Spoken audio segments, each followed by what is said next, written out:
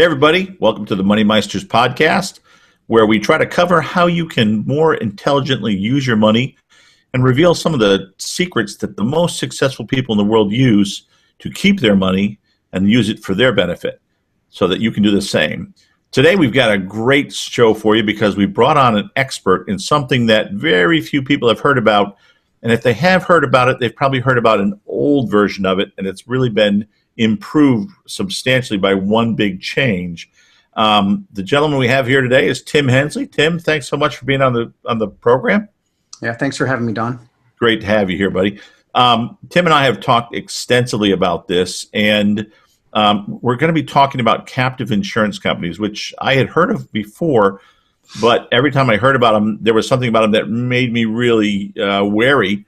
And Tim's organization has solved that problem, and we'll get into what that is in a second. But just for those who've never heard of a captive insurance company, Tim, what is a captive insurance company? Yeah, it's a great place to begin. Our legislators created a special area of the tax code called captive insurance company, and it's for small to medium-sized businesses. Now, this is different than being self-insured. A business owner can form their own captive insurance company under this particular code and own their own insurance company to insure against business risks. And there are many risks. Yeah. Okay. So just so we can understand that, what are some of those risks? Such as a cyber attack or data breach. Those are very big these days and a very big threat. And can really cripple, and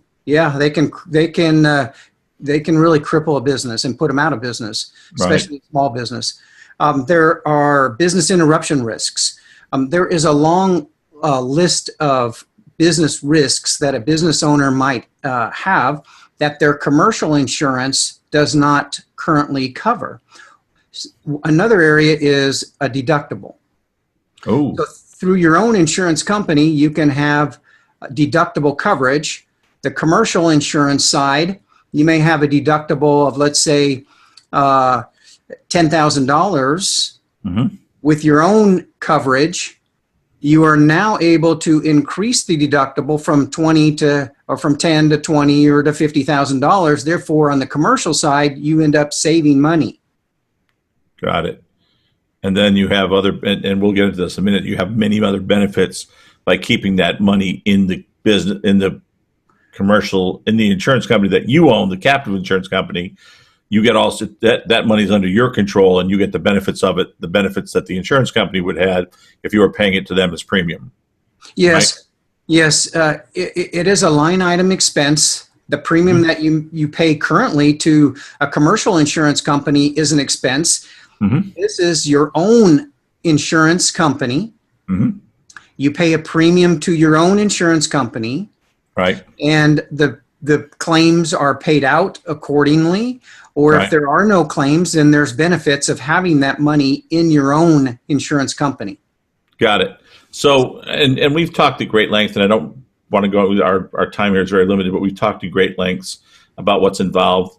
It's frankly not very expensive to start it. And another big concern I think most people would have that I had that you alleviated was that all the management of it and all those things are taken care of by your entity. So that's not an issue. So it's more of an ownership structure than it is actually running a business or running an insurance company. So that's pretty cool.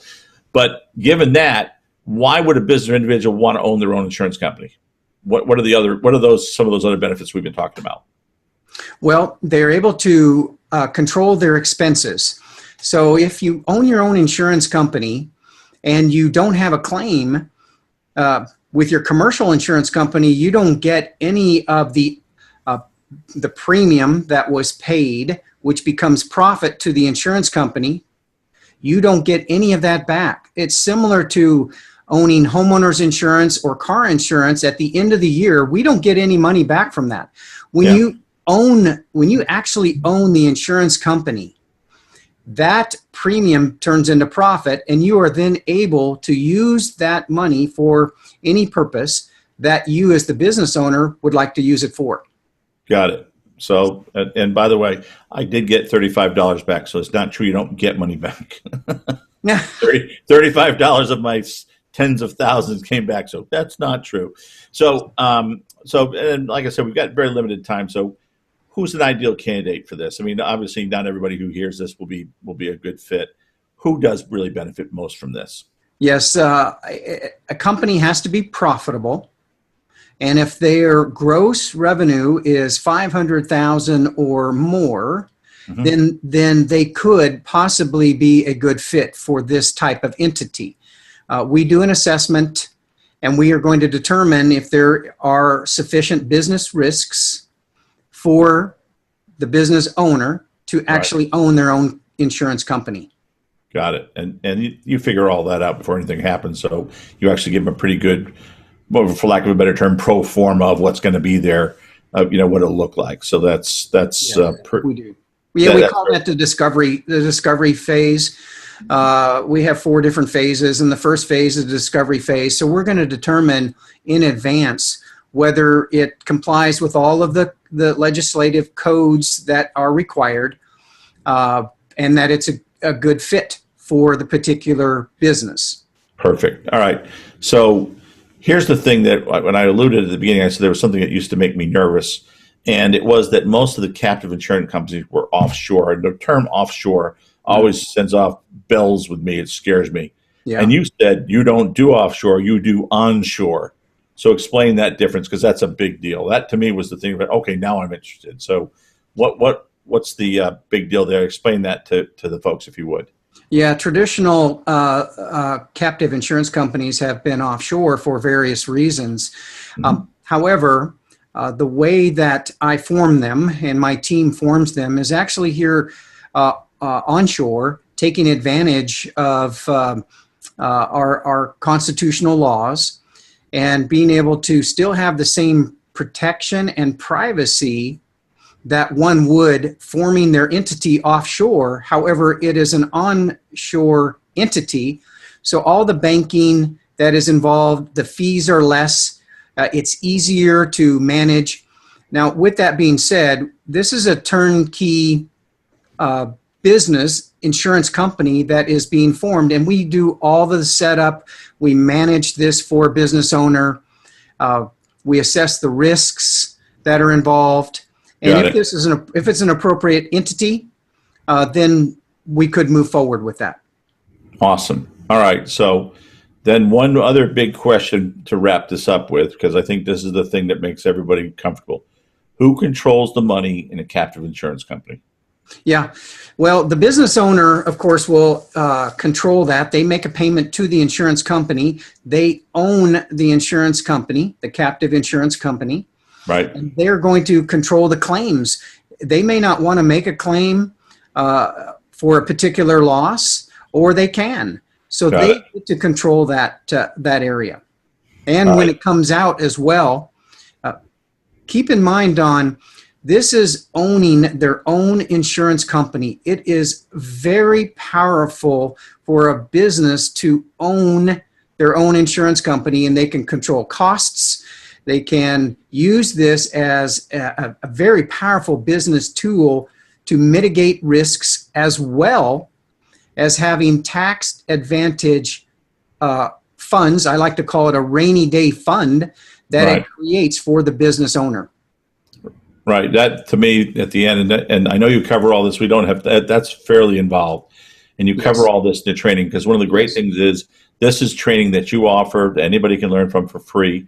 And we kind of have to wrap up now, but the basic story is, folks, that if you have a business that is profitable, that generates more than $500,000 a year of revenue, and if you're looking for ways to maximize your control, minimize your expenses, and take advantage of some tax benefits that you cannot get anywhere else, if you want to get educated about that, you need to go to one, excuse me, you need to definitely check out the seminar that'll be listed on this page. And if you'd like, if for some reason you can't make that seminar or anything, Tim, can we put your contact information on the page also? Yes, absolutely. So we'll put Tim's contact information. So you can either go in and sign up for the seminar, seminar or webinar, whichever way he does it, and you can contact Tim directly. Tim is a pleasure to speak to. We've spoken for hours. He walked me through all this stuff, and he walked me through the presentation. He was kind enough to teach me all this, and I can tell you this, folks. This is one of those things that you go, now I understand why Fortune 500 companies have so much advantage, how they can control their taxes, how they can control their profits, how they can control their expenses. This is the kind of thing that they get to use. There actually is a version that we get to use. You just don't hear about it much. Tim, thanks so much for sharing this with us today. I know that and if you go take Tim's training, you can contact me and let me know how it went, because I know you'll have nothing but great things to say. Thanks again, Tim. Thanks for being with us. Everybody, encourage you to get this training. Look forward to talking to you at the next podcast. Thank you, Don. Pleasure.